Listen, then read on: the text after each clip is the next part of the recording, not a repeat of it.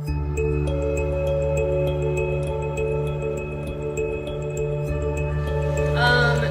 I work for an organization called Sojourn up here in Boston, and I work as a campus minister at BU.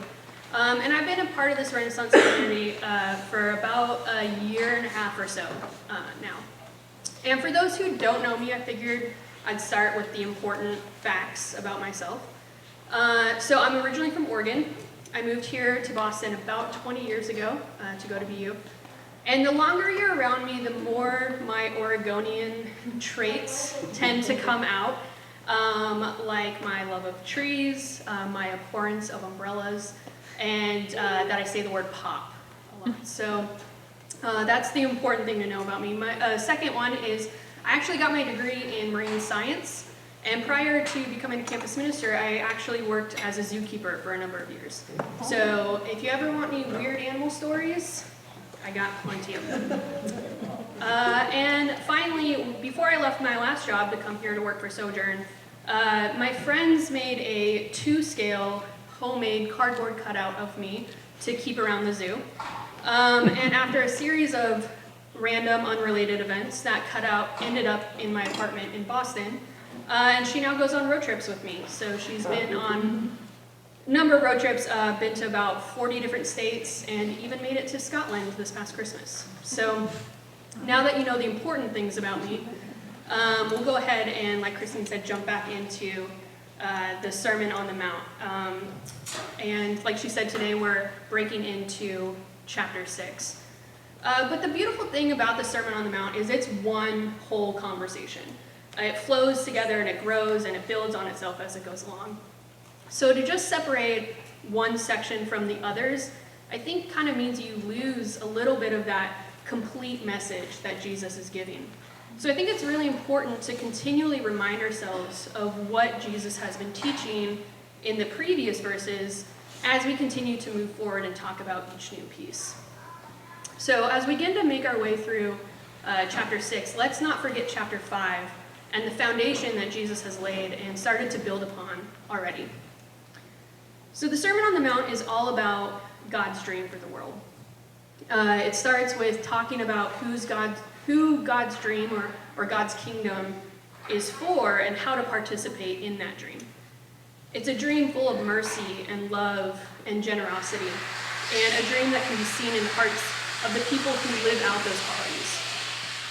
This dream is about being in right relationships. And so if the start of chapter 5 lays out a foundation of this countercultural identity that Jesus is calling us into, then the rest of the chapter kind of lays out what it looks like to be in right relationship or to live righteously with others. It's things like loving our enemies and choosing reconciliation over vengeance and valuing the humanity and the image of the divine in everyone that we come across.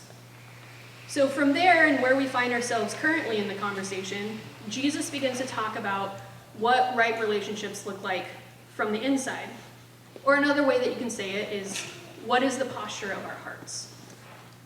So I know the verse has already been read once, but I'm just going to read it again so that we can all kind of be on the same page. So it says, "Be careful not to practice your righteousness in front of others to be seen by them. If you do, you will have no reward from your Father in heaven. So when you give to the needy, do not announce it with trumpets, as the hypocrites do in the synagogues and on the street, to be honored by others. Truly I tell you, they have received their reward in full. But when you give to the needy, do not let your left hand know what your right hand is doing, so that your giving may be in secret. Then your Father, who sees what is done in secret, will reward you." So if we were to keep reading through chapter 6, this passage would be repeated in a similar way 2 more times. So what Jesus is doing here is he's laying out a few real-life examples for us to keep coming back to this question of why. Why are we doing what we're doing? And the 3 examples that Jesus chooses to use are giving to those in need, prayer, and fasting. And while we're going to focus on the giving part today, I think it's important to understand a little bit of the greater context of what is being said here. See, all 3 were very common practices during Jesus' time that every person would be expected to be living out. In today's world, maybe it's something like praying, going to church, reading your Bible. In a non-religious, like more cultural context, maybe it's like going to college, getting a job, starting a family. These are normal and expected actions that everybody would be taking. But the other thing about these practices is that they're also what you would be doing to show everybody else that you live a righteous life, or that you're living your life the way that you're supposed to be living. So somebody could be doing them for reasons that aren't because they love God and love other people. But they could be doing the same actions just for a lot of different reasons. Maybe to signal that you're a good person or that you're doing it right. So I think this is also why Jesus starts this section with the words, be careful. I think what he's actually saying here is to take stock of your why. Why are you giving to others? Whether it's your time or your money or your presence, why does generosity matter to you? Are you doing it for the fame and the notoriety, or is your generosity more quiet, more like normal font than bold in all caps? And according to Jesus, it's the hypocrites that need everyone to know how generous they are. They'll blow their metaphorical trumpets and flash their neon signs like every time they give. But when we hear the word hypocrite today, we tend to think somebody who does one thing, or says one thing but does another, right? But that's not the people that Jesus is talking about, because these people, they're saying that giving is important, and they are giving. So what does Jesus mean here with this word? And the word is originally derived from the Greek word for actor. I'm not going to say the Greek word because I don't actually know how to pronounce it, but just trust me on that. So a hypocrite here isn't somebody who's saying one thing and doing something different. It's just somebody who's acting, who's pretending. So what Jesus is saying here is that the hypocrites have the wrong why. They aren't being generous for honorable reasons, but their generosity exists to gain accolades and shout-outs from the people around them. Their focus is not the person they're giving to, their focus is themselves. So like I said earlier, I work for an organization called Sojourn, and all of our campuses recently got back from taking students on alternative spring break trips. Now, during these trips, we go into a community somewhere else, and we spend the week really learning what it is to love our neighbors well. And the goal, at least from a staff perspective, is really for students to see what the love of God looks like lived out, and to experience God's dream for the world in a new way that maybe they don't get to experience on campus all the time. But every year, regardless of where we go, regardless of how many trips we're taking, the theme is always, it's not about you. And what that looks like practically during the week is maybe you don't get to go to bed as early as you want to, or get to take a nap, or eat all the snacks that you want in the moment that you want. You could be asked to do a number of different activities that aren't maybe that exciting to you or particularly in your skill set. But the trip isn't about you.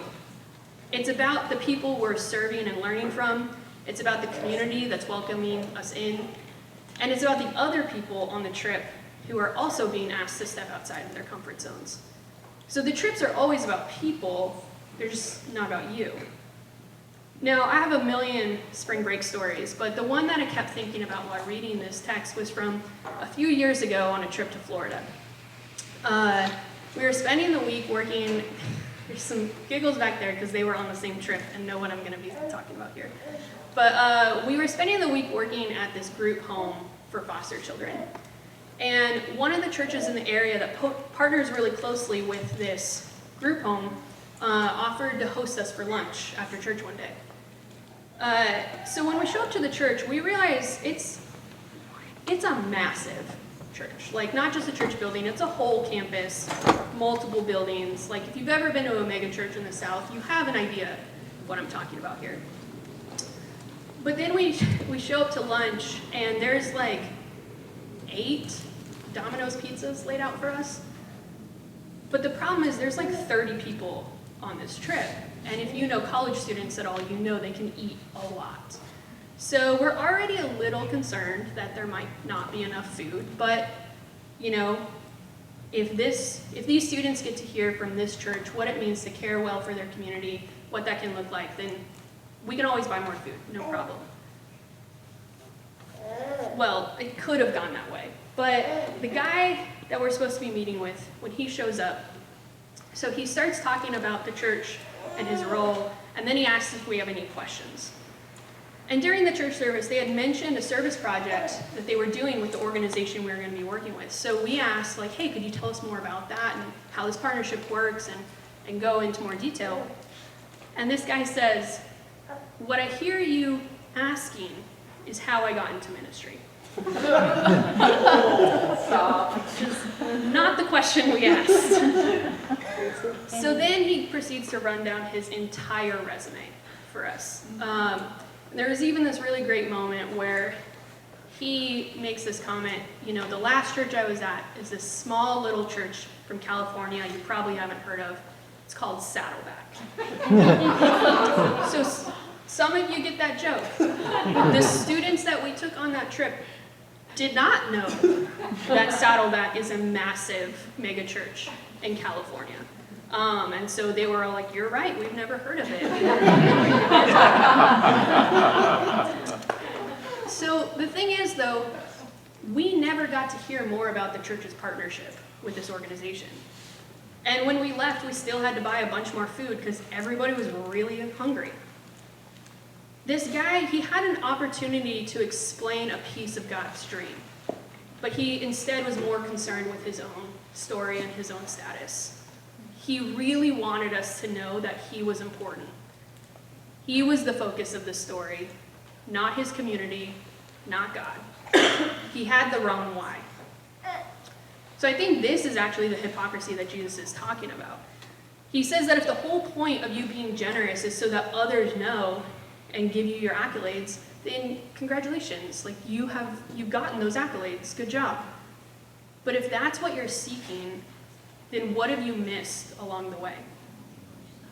So when our focus is ourselves instead of those around us, our vision can only go so far, and we end up becoming blind to so much. And it's not that Jesus is saying that you can never think about yourself or your own needs, but he is concerned about what our heart posture is.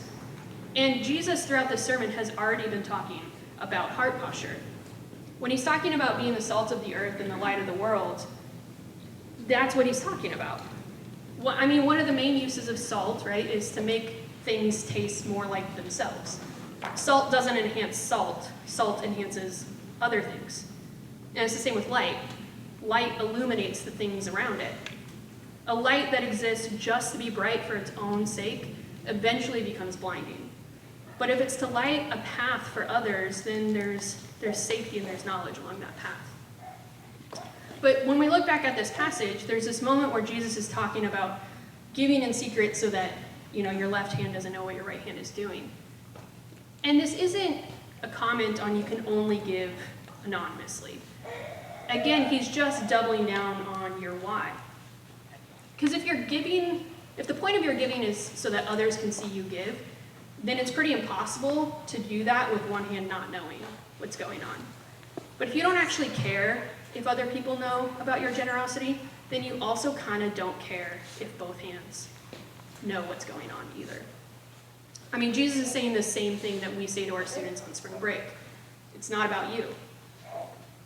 There's a story in the book of Mark where Jesus is in the temple watching people give their tithes and offerings. And he's watching a bunch of rich people come in and drop a ton of money for the temple. And then one widow comes in and just gives 2 small coins. And then Jesus says that this woman gave more than everyone else. Now, the way this worked at the time is like gifts are kind of being given in a semi-public setting. And while no trumpets are being blown, like literally to signify the giving, it's not exactly this like private affair either. Jesus is watching people give. But they are giving physical objects like coins or oils or spices, like physical things.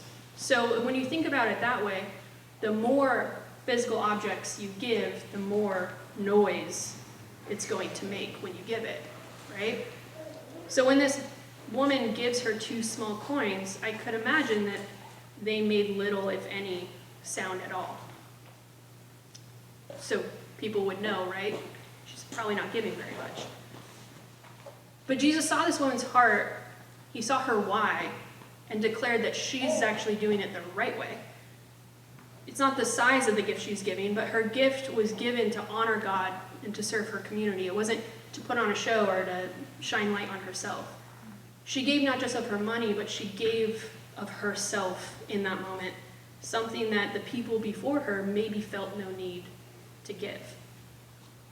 So why we do things matters, and it matters a lot. So let me share one more spring break story with you. A few weeks ago, I took a group of students to Greenville, South Carolina. Shout out to Damaris for hooking us up down there.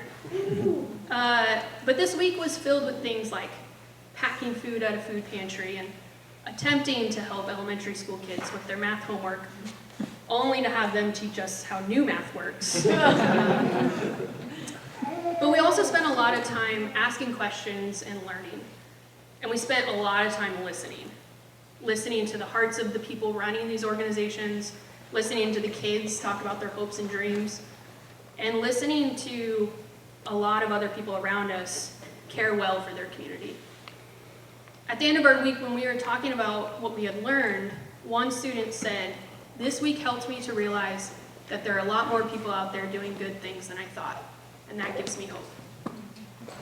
So in Florida, what could have been a moment to talk about how this community was working to love their neighbors, this man was more interested in rolling out his own accomplishments. But in Greenville, all we heard about was stories of people doing their best to care well for one another. And I can't tell you how many times when we would say who we were working with, the response we would get is, "They're doing such great work, and I'm really glad you get to spend time with them." At the start of the Sermon on the Mount, Jesus is talking about the good life and who it belongs to. And he says, "The good life belongs to the pure in heart, for they will see God." Jesus is talking about motives here. When our motives are pure, they honor God. And when our heart is pointed towards others through our generosity, we will see God in those moments. We will see God in the person in front of us, and they hopefully will see God in us. And I bet that that gives us both a little bit more hope. So we're going to move into some time of reflection and discussion. Everybody could just break into whatever size group makes sense. So there's a few questions we have to think through. Don't feel constrained to what's on this screen. If God is speaking to your heart in a different way, go with that. But sometimes we all need a little help in starting the conversation, maybe a little prompt. So here are some that might be helpful. The first one, if you've been around Sojourn, you know it's a Sojourn classic. Just what are your initial thoughts? What stood out to you about this story, this passage? What's your why? Where's your heart pointed? What are your motives? And then, has that changed over the years? And then finally, has there been a time where you have felt God's presence through somebody's generosity? So we'll take like 10 minutes or so in our groups and just kind of discuss what God is putting on our hearts. So go do that.